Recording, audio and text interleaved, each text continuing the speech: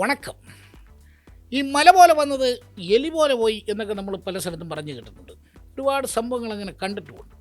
ഈ സുനാമി മുന്നറിയിപ്പ്, ഈ ഭൂചലനമൊക്കെ ഉണ്ടാകുമ്പോൾ സുനാമി മുന്നറിയിപ്പ് തൊട്ട് പുറകെ വരും.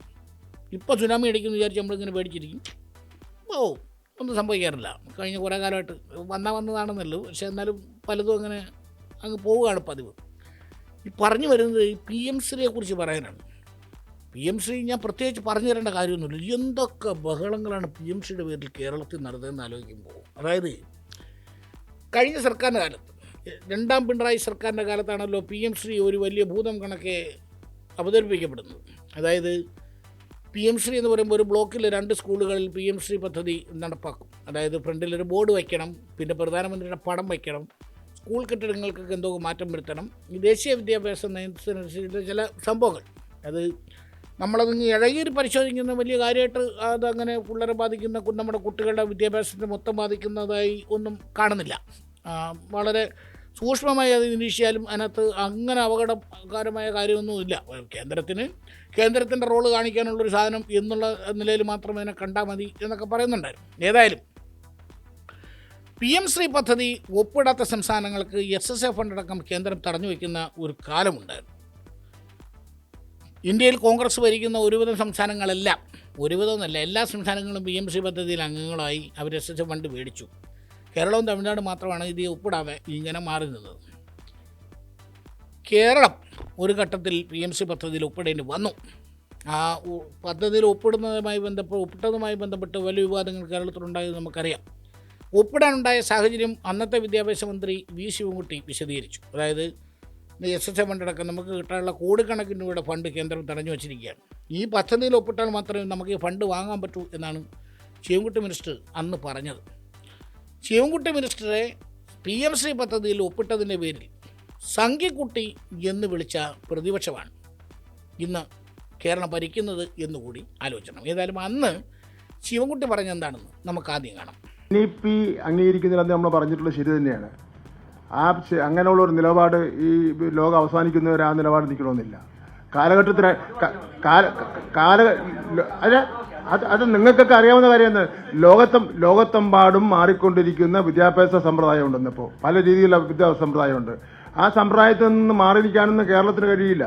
അപ്പം അതുകൊണ്ട് NEP-യുടെ കാര്യത്തിൽ മാത്രമല്ല, ഞാൻ പറഞ്ഞു തരട്ടെ, NEP-യുടെ കാര്യത്തിൽ മാത്രമല്ല, വിദ്യാഭ്യാസ രംഗത്തായിരുന്നാലും ടൂറിസം രംഗത്തായിരുന്നാലും ലോകബാങ്കിന്റെ കാശ് വാങ്ങുന്ന കാര്യത്തിലായിരുന്നാലും അതുപോലെ തന്നെ അത്തരത്തിലുള്ള സ്വകാര്യ സ്ഥാപനങ്ങളെ കേരളത്തിലേക്ക് കൊണ്ടുവരുന്ന കാര്യത്തിലായിരുന്നാലും അതിലൊക്കെ തന്നെ നമുക്ക് ഐക്യകേരള രൂപീകരണത്തിന് ശേഷം ഉള്ള കുറേ ആ കാലഘട്ടം മുതൽ എടുത്തിട്ടുള്ള ഓരോ നയം എടുത്തു നോക്കിയാൽ അതിൽ നിന്നൊക്കെ വ്യത്യാസമായിട്ട് മാറി എടുത്തിട്ടുണ്ട്.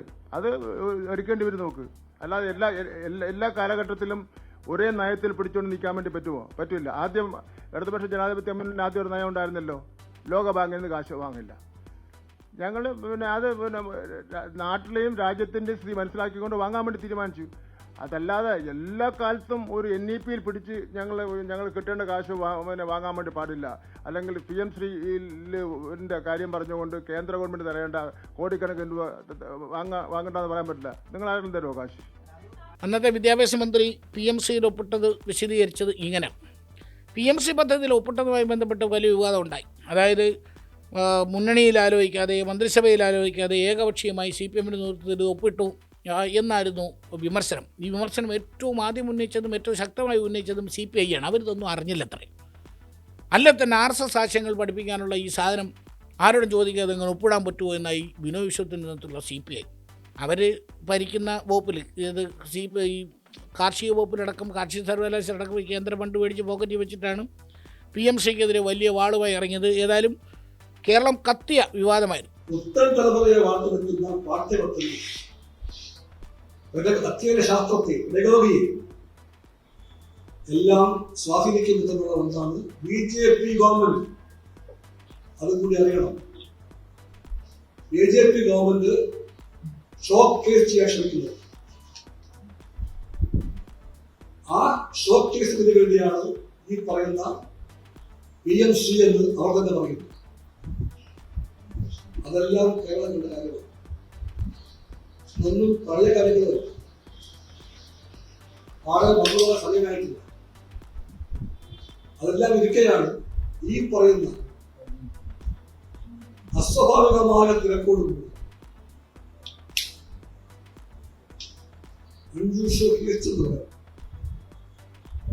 അതോടുകൂടി വാഗ്ദാനം ചെയ്യപ്പെട്ട ചർച്ചയില്ലാതെ, ആലോചനയില്ലാതെ, നയപരമായ സംവാദങ്ങളില്ലാതെ, ക്യാബിനറ്റിലോ LDF-ലോ ഒരു വർത്തമാനം പോലും പിന്നീട് പറയാതെ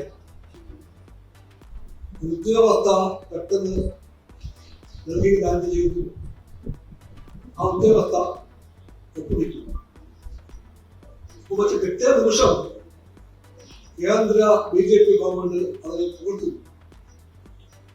അതിനെ ABVP പുകഴ്ത്തുന്നു. അതിനെ BJP മാറ്റുന്നു. ഇതെല്ലാം ഉണ്ടായില്ല. CPI-യുടെ സമ്മർദ്ദത്തിനൊടുവിൽ CPM വഴങ്ങുന്നു.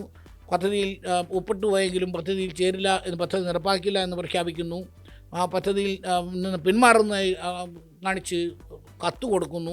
ആകെ ബഹളം. പിന്നെ ഇതിനെക്കുറിച്ച് പഠിക്കാൻ ഒരു സമിതി രൂപീകരിക്കുന്നു. അങ്ങനെ തൽക്കാലം ആ വിവാദത്തിൽ നിന്നെല്ലാം, കാരണം തെരഞ്ഞെടുപ്പ് അടുത്ത സമയം വേണ്ടത്, ആ വിവാദത്തിൽ നിന്നെല്ലാം ഊരണം എന്നൊക്കെ പറഞ്ഞ് അങ്ങനെ ഞങ്ങൾ ചേരില്ല എന്നൊക്കെ പറഞ്ഞ് തപ്പി PMCയിൽ ഒപ്പിട്ട് ഏതാണ്ട് ഒരാഴ്ച കഴിഞ്ഞപ്പോഴാണ് ഈ SSA ഫണ്ട് കുറേ അനുവദിച്ചതായിട്ടുള്ളൊരു വാർത്തയും വന്നിരുന്നു. ഏതായാലും അന്നത്തെ പ്രതിപക്ഷ നേതാവ് അദ്ദേഹം പറഞ്ഞത് PMC പദ്ധതി ഒപ്പിട്ടു, അതായത് പ്രത്യേകിച്ച് CPI ആയിട്ടൊന്നും ആലോചിച്ചിട്ട് ഇത് ഒളിച്ചൊപ്പിട്ടു, ഇത് ABVP RSSനെയൊക്കെ സൂചിപ്പിക്കാനുള്ള പരിപാടിയാണ് എന്നൊക്കെയായിരുന്നു അന്നത്തെ പ്രതിപക്ഷ നേതാവിൻ്റെ വാദം. അതുകൂടെ കാണാം. ബിനോയ് വിശ്വം പറഞ്ഞതുപോലെ CPIയെ മാത്രമല്ല ഇരുട്ടിലാക്കിയിരിക്കുന്നത്, കേരളത്തെ മുഴുവൻ ഇരുട്ടിലാക്കിയിട്ടാണ് ഈ എഗ്രിമെന്റ് ഒപ്പുവെച്ചിരിക്കുന്നത്. ഈ എഗ്രിമെന്റ് 10-ാം തീയതി പ്രധാനമന്ത്രിയെയും ആഭ്യന്തരമന്ത്രിയെയും അമിത്ഷായെയും കണ്ടത് 16-ാം തീയതി തന്നെ ഇത് ഒപ്പുവെക്കാൻ വേണ്ടിയിട്ടുള്ള എന്ത് നിർബന്ധമാണ് കേന്ദ്ര ഗവൺമെന്റിന്റെ ഭാഗത്തു നിന്ന് ഉണ്ടായതെന്ന് മുഖ്യമന്ത്രി പുറത്തു പറയണം. എന്ത് സമ്മർദ്ദമാണ് ഉണ്ടായത്? ഏത് തരത്തിലുള്ള ബ്ലാക്ക് മെയിലിംഗ് ആണ് ഇതിന്റെ പുറകിൽ നടന്നിരിക്കുന്നത്? എന്ത് ഗൂഢാലോചനയാണ് ഇതിന്റെ അകത്ത് പുറകിൽ നടന്നിരിക്കുന്നത് എന്ന് പുറത്തു വരണം. കാരണം മുന്നണിയിൽ ചർച്ച ചെയ്യാം എന്ന് പറഞ്ഞ് ചർച്ച ചെയ്തില്ല, ക്യാബിനറ്റിൽ ചർച്ച ചെയ്യാം എന്ന് പറഞ്ഞു ക്യാബിനറ്റിൽ ചർച്ച ചെയ്തില്ല. അക്ഷരാർത്ഥത്തിൽ CPM-ന്റെ അഖിലേന്ത്യാ സെക്രട്ടറിയായ MA ബേബി പോലും അറിഞ്ഞിട്ടില്ല. ആരോരും അറിയാതെ, മന്ത്രിസഭാംഗങ്ങൾ പോലും അറിയാതെ ഇത്ര രഹസ്യ സ്വഭാവത്തിൽ പ്രധാനമന്ത്രിയെയും ആഭ്യന്തരമന്ത്രിയെയും കണ്ട് ഒരാഴ്ച തികയുന്നതിന് മുമ്പ് ഈ PMCയിൽ ഒപ്പുവെക്കാനുള്ള അതിന്റെ പുറകിലുള്ള ദുരൂഹതയാണ് ഇനി മറനീക്കി പുറത്തു വരേണ്ടത്. എന്ത് സമ്മർദ്ദം ഉണ്ടായിരിക്കുന്നത്? അപ്പോൾ അത് കണ്ടല്ലോ. VD സതീശൻ അന്ന് പറഞ്ഞത് എന്താണെന്ന് കണ്ടല്ലോ, ബിനോയ് വിശ്വം പറഞ്ഞത് എന്താണെന്ന് കണ്ടു, ശിവൻകുട്ടി പറഞ്ഞത് എന്താണെന്ന് കണ്ടു. ഏതായാലും PMC പദ്ധതിയിൽ ഒപ്പിട്ടതിനെതിരെ ഭയങ്കരമായ ബഹളങ്ങൾ കേരളത്തിൽ നടന്നു. KSUവും MSFും എല്ലാം വലിയ വലിയ സമരങ്ങളുമായിട്ട് തുടങ്ങി. ഇതിനിടയ്ക്ക് പദ്ധതി നടപ്പാക്കണമെന്നാവശ്യപ്പെട്ട് ABVPയുടെ സമരവും ഒക്കെ ഉണ്ടായിരുന്നു. അങ്ങനെ ആകെപ്പാടെ ജഗപൊകയായിരുന്നു. പക്ഷെ ഒരു കാര്യം പറയാം, കഴിഞ്ഞ തെരഞ്ഞെടുപ്പിൽ UDF ഏറ്റവും കൂടുതൽ നേട്ടമുണ്ടാക്കിയത് ഈ PMC പദ്ധതിയുടെ പേര് പറഞ്ഞാണ് എന്നാരെങ്കിലും പറഞ്ഞാൽ നിഷേധിക്കാൻ പറ്റത്തില്ല. കാരണം കേരളത്തിലെ തീരദേശ മേഖലകളിൽ, കേരളത്തിലെ ന്യൂനപക്ഷ മേഖലകളിൽ ഫലപ്രദമായി PMCയിൽ ഒപ്പിട്ട കേരള സർക്കാരിൻ്റെ നടപടിയെ വിമർശിച്ചുകൊണ്ട്, അത് ആളുകളിലേക്ക് അത് എത്തിച്ചുകൊണ്ട് വലിയ നേട്ടമാണ് UDF കൊയ്തത്. പ്രത്യേകിച്ച് RSS ആശയങ്ങൾ പഠിപ്പിക്കാനുള്ള പദ്ധതിയാണ് ഇത്. നമ്മുടെ കുട്ടികളെ RSSലേക്ക് കൊണ്ടുപോകും, അല്ലെങ്കിൽ RSS ആശയങ്ങൾ അടിച്ചേൽപ്പിക്കും, സ്കൂളിൽ കാവി പെയിൻ്റ് അടിക്കും എന്നൊക്കെ പറഞ്ഞ് വലിയ വലിയ സംഭവങ്ങളാണ് PMCയുമായി ബന്ധപ്പെട്ട് ഈ പറഞ്ഞ പോലെ ന്യൂനപക്ഷ മേഖലയിലടക്കം UDF പ്രചരിപ്പിച്ചത്. പരസ്യമായി മൈക്ക് അനൗൺസ്മെൻ്റ് എല്ലാം പല സ്ഥലത്ത് നമ്മൾ കേട്ടതാണ്. ഏതായാലും അത്ര വലിയ നേട്ടമുണ്ടാക്കിയ ഒരു സാധനമായിരുന്നു ഈ PMC. അങ്ങനെ LDF വീണു, UDF വരുന്നു. PMC പദ്ധതി എന്തായി എന്നുള്ള ചോദ്യത്തിന് ഏറ്റവും ഒടുവിൽ നമുക്ക് കിട്ടുന്ന ഉത്തരം PMC പദ്ധതിയുമായി ഞങ്ങൾ മുന്നോട്ട് പോകും എന്ന UDF നിലപാടാണ്. അവർ പറയുന്ന കാരണം ഏതാണ്? നേരത്തെ LDFും ശിവൻകുട്ടിയും പിണറായി വിജയനും അടക്കം CPM എല്ലാം പറഞ്ഞ അതേ കാരണം തന്നെ. ഏതാണ്? നടപ്പാക്കിയില്ലെങ്കിൽ ഫണ്ട് കിട്ടത്തില്ല, ഫണ്ട് വരത്തില്ല, വേറെ നിവൃത്തിയില്ല. പിന്നെ ഒരു ന്യായം ഇവിടെ പറയുന്നുണ്ട്, കഴിഞ്ഞ സർക്കാർ ഒപ്പിട്ടത് കൊണ്ട് ഞങ്ങൾക്ക് നടപ്പാക്കിയേ പറ്റൂ. അങ്ങനെ കഴിഞ്ഞ സർക്കാർ ഒപ്പിട്ട എല്ലാ കാര്യങ്ങളും UDF നടപ്പാക്കുമോ ഇല്ലയെന്നറിയില്ല. പക്ഷേ PMCയുമായി മുന്നോട്ട് പോകാതെ വേറെ നിവൃത്തിയില്ല എന്ന് പറയുന്നുണ്ട്. വാർത്താ സമ്മേളനം നടത്തുമ്പോൾ, മന്ത്രിസഭാ യോഗ തീരുമാനങ്ങൾ വിശദീകരിക്കുമ്പോൾ മുഖ്യമന്ത്രിയോട് PMC കുറിച്ച് ചോദിക്കുമ്പോൾ മുഖ്യമന്ത്രി പറയുന്ന വാക്കുകൾ കൂടി അന്നത്തെ പ്രതിപക്ഷ നേതാവ് അന്ന് പറഞ്ഞ് നമ്മൾ കണ്ടു. അദ്ദേഹം മുഖ്യമന്ത്രിയാകുമ്പോൾ അദ്ദേഹം ഇന്ന് പറയുന്നത് എന്താണെന്ന് കൂടി കാണാം. PMC പദ്ധതിയെ സംബന്ധിച്ചുള്ള വിശദമായ ഒരു ചർച്ച ചെയ്തു. കഴിഞ്ഞ ഗവൺമെന്റ് PMC പദ്ധതിയിൽ ഒപ്പുവെച്ചിട്ടുണ്ടായിരുന്നു. അപ്പോൾ ഇപ്പോൾ കേരള ഗവൺമെന്റ് അതിൽ പങ്കാളിയാണ്. മാത്രമല്ല 99 കോടി രൂപയിലധികം അവിടെ നിന്ന് ഈ പദ്ധതിയുമായി ബന്ധപ്പെട്ട് വാങ്ങിച്ചിട്ടുണ്ട്. തടഞ്ഞു വെച്ച പണം തന്നിട്ടുണ്ട്. അതുകൂടാതെ ഒരു 106 കോടി രൂപ കേന്ദ്ര ഗവൺമെന്റ് അനുവദിച്ചിട്ടുണ്ട്. ഇതാണ് അതിന്റെ കാര്യം. അതാണ് നേരത്തെ പറഞ്ഞ പോലെ തന്നെ, ഞാൻ പറഞ്ഞ പോലെ തന്നെ, അതായത് ഞങ്ങൾ എതിർത്തത് PMC പദ്ധതിയെ അല്ല. PMC പദ്ധതി എതിർക്കാൻ പറ്റില്ല, കാരണം കോൺഗ്രസ് ഭരിക്കുന്ന എല്ലാ സംസ്ഥാനങ്ങളും PMCയുടെ ഭാഗമായിട്ടുണ്ട്. പിന്നെ ഇത് ഈ CPI അറിയാതെ ഇത് നടപ്പാക്കി, ഇത് ഒളിച്ച് ഈ തീരുമാനം നടപ്പാക്കിയതുകൊണ്ടാണ് ഞങ്ങൾ എതിർത്തത്. എന്തോ ഒരു സ്നേഹമാണ് CPIയോടൊന്ന് ആലോചിക്കണം. അന്ന് നെഞ്ചം വിരിച്ച് നിന്ന് എതിർത്ത CPI ഇന്നിപ്പം സർക്കാർ ഇതുമായിട്ട് മുന്നോട്ട് പോകുമെന്ന് പറഞ്ഞല്ലോ. CPIക്കാർ ഇതുവരെ മിണ്ടിട്ടില്ല. അവർക്കും ഏതാണ്ട് കാര്യമൊക്കെ മനസ്സിലായി എന്നാണ് തോന്നുന്നത്. അല്ലെങ്കിൽ ആദ്യത്തെ വേളം മാത്രമേ ഉള്ളൂ, പിന്നെ കൊണ്ടുമില്ല. പിന്നെ ഇതിനകത്ത് ഏറ്റവും വലിയ തമാശ എന്ന് പറയുന്നത്, അന്ന് ഞങ്ങളെ നെഞ്ചി ചവിട്ടിയെ, ഞങ്ങളെ ശവത്തി ചവിട്ടിയെ PMC പദ്ധതി നടപ്പാക്കുമെന്ന് പറഞ്ഞ ഒരു ടീമുണ്ടായിരുന്നു. അവരായി ഇന്ന് മന്ത്രിസഭയിലെ വിദ്യാഭ്യാസ കൈകാര്യം ചെയ്യുന്നത് മുസ്ലിം ലീഗ്. കേന്ദ്രത്തിന്റെ വികലമായ വിദ്യാഭ്യാസ നയം, വംശീയ അധിക്ഷേപത്തിൽ അധിഷ്ഠിതമായ വിദ്യാഭ്യാസ നയം, ഹിന്ദു കുട്ടികളിൽ പോലും വർഗീയ വിരോധവും വിദ്വേഷവും വളർത്താൻ ഉപയുക്തമായ രൂപത്തിൽ സിലബസുകളും കരിക്കുലവും മാറ്റിയെടുക്കുന്ന കേന്ദ്രത്തിന്റെ വിദ്യാഭ്യാസ നയം, അതിനോടുള്ള ശക്തമായ എതിർപ്പാണ് PM3യിൽ സഹകരിക്കില്ല എന്ന് കേരളവും തമിഴ്നാടും പശ്ചിമ ബംഗാളും ഉറക്കെ പറയാൻ കാരണമായത്. അതിൽ നിന്ന് കേരളം ഇപ്പൊ പുറകോട്ട് പോരുന്നു. അതിന് കേന്ദ്രം ആ നയം മാറ്റിയോ? ഇല്ലല്ലോ. പിന്നെ എന്താ നയം മാറുന്നത്? അതിനിടയ്ക്കുണ്ടായ സംഭവ വികാസം, മകൾക്ക് SFI Oയുടെ വാറണ്ടും മകന് EDയുടെ സമൻസും പ്രിൻസിപ്പൽ സെക്രട്ടറിക്ക് കസ്റ്റംസിന്റെ അറസ്റ്റും ഒക്കെ വന്നപ്പോൾ ഉണ്ടായ കാരണങ്ങൾ കൊണ്ടാണ് ഇത് മാറിയത് എന്ന് ആരെങ്കിലും സംശയിച്ചാൽ അവരെ കുറ്റം പറയാൻ പറ്റുമോ? കുറച്ച് ദിവസം മുമ്പ് തന്നെ വിദ്യാഭ്യാസ മന്ത്രി പറഞ്ഞിരുന്നത് കഴിഞ്ഞ സർക്കാർ ഒപ്പിട്ടതാണ്. ഇപ്പോൾ അതുമായി ഇപ്പോൾ സർക്കാരെന്ന് പറഞ്ഞാൽ തുടർച്ചയാണല്ലോ. അപ്പോഴേ നമുക്ക് ഈ അസുഖം മനസ്സിലായിരുന്നു. അന്ന് പ്രതിപക്ഷത്തിരുന്നപ്പോൾ PK കുഞ്ഞാലിക്കുട്ടി പറഞ്ഞത് ഒരു കാരണവശാലും PMC പദ്ധതി നടപ്പാക്കാൻ ഞങ്ങൾ അനുവദിക്കില്ല എന്നായിരുന്നു. കഴിഞ്ഞ ഒക്ടോബറിൽ മറ്റാണ് പറഞ്ഞത്. KM ഷാജി എന്തെല്ലാം പറയുന്നറിയോ? ഞങ്ങളെ നെഞ്ചി ചവിട്ടിയെ, ഞങ്ങളെ ശവർത്തി ചവിട്ടിയെ PMC പദ്ധതി നടപ്പാക്കാൻ അനുവദിക്കും, ഒരു കാരണവശാലും ഞങ്ങൾ സമ്മതിക്കുന്നില്ല എന്ന് പറഞ്ഞ് എന്തെല്ലാം എവിടെയെല്ലാം പ്രസംഗിച്ചതാണ്. ഇവർ രണ്ടുപേരും മന്ത്രിസഭയിലുണ്ട്. വല്ല മിണ്ടിയോ എന്തോ?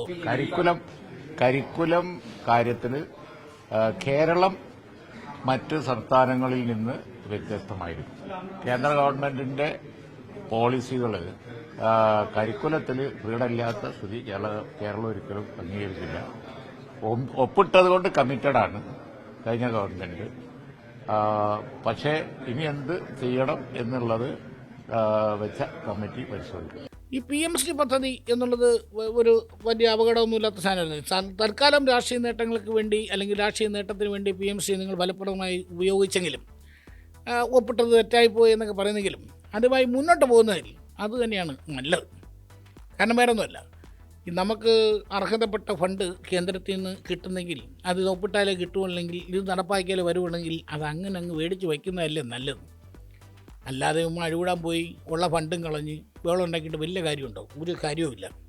തൽക്കാലം അത് നടപ്പാക്കട്ടെ. അതിനകത്ത് സതീശനെന്ന് വേറെ കാര്യത്തോട് പറഞ്ഞിട്ടുണ്ട്, അതിനകത്ത് ദോഷകരമായ കാര്യങ്ങളെല്ലാം ഉണ്ടോ, അല്ലെങ്കിൽ ഞങ്ങളെല്ലാം കൂടെ ആലോചിക്കുമെന്നോ? ഏത് ഈ BJP ഇതര സർക്കാരുകൾ ഒരുമിച്ച് ആലോചിച്ച് എന്തോ ചെയ്യുമെന്നൊക്കെ പറയുന്നുണ്ട്. നല്ല കാര്യം, അങ്ങനെ പോട്ടെ. ഏതായാലും കഴിഞ്ഞ സർക്കാരിൻ്റെ കാലത്ത് പ്രതിപക്ഷം ഏറ്റവും ഫലപ്രദമായി ഞങ്ങളിത് സമ്മതിക്കില്ല, ഇത് മോശമായി പോയി എന്ന് പറഞ്ഞ അതേ ഐറ്റം നമ്മുടെ കൈകളിലോട്ട് കിട്ടിയപ്പോൾ ശുദ്ധമായി നന്നായി എന്ന പ്രതീതി ഉണ്ടാകുന്നത് രാഷ്ട്രീയ നിലപാടുകളിലെ ആത്മാർത്ഥത എത്രത്തോളമുണ്ട് എന്ന് ആരെങ്കിലും ചോദിച്ചാൽ ഉത്തരം പറയാൻ ഇത്തിരി പാടുപെടും. കോൺഗ്രസ് പിന്നെ PMC എതിർത്തിട്ടില്ല, PMC ഒപ്പിട്ട രീതിയാണ് എതിർത്തത് എന്ന് പറയും. ലീഗുകാരെന്ത് പറയും? MSFകാരെന്ത് പറയും? കേരളം മുഴുവൻ ഓടി കിടന്ന് സമരം ചെയ്തതാണ്. ഞങ്ങൾ സമ്മതിക്കില്ല എന്ന് പറയും. ഒട്ട കേസുകാരെന്ന് പറയും. അതുകൊണ്ട് PMCയുടെ പേരിൽ സ്റ്റാൻഡ് വിട്ടുപോയ കേസുകാരും MSFകാരും ഇവിടെ വന്ന് കാര്യങ്ങൾ വിശദീകരിക്കണം, ജനങ്ങളോട് പറയാൻ തയ്യാറാകണം. എന്തുകൊണ്ട് നിങ്ങൾ മിണ്ടുന്നില്ല എന്നെങ്കിലും പറയണം എന്ന് അഭ്യർത്ഥിച്ചുകൊണ്ട് തൽക്കാലം നിർത്തുകയാണ്. പദ്ധതികളൊക്കെ നല്ലതാണെങ്കിൽ അത് നടക്കട്ടെ. അത് കേന്ദ്ര പദ്ധതിയായാലും സംസ്ഥാന പദ്ധതിയായാലും ചാടി എണീറ്റ് എതിർക്കുന്നതിന് മുമ്പ് എന്താണ് അത് എന്ന് ഒന്നുകൂടി നല്ലപോലെ പഠിക്കുന്നത് വളരെ നന്നായിരിക്കും. പിന്നെ SFIക്കാരോടാണ്, നിങ്ങൾ നേരത്തെ തന്നെ സ്റ്റാൻഡ് വിട്ട് പോയത് കൊണ്ട് ഇങ്ങോട്ട് വരണമെന്നില്ല. നന്ദി. കൂടുതൽ വാർത്തകൾക്ക് news 18 Keralam YouTube channel subscribe ചെയ്യുക.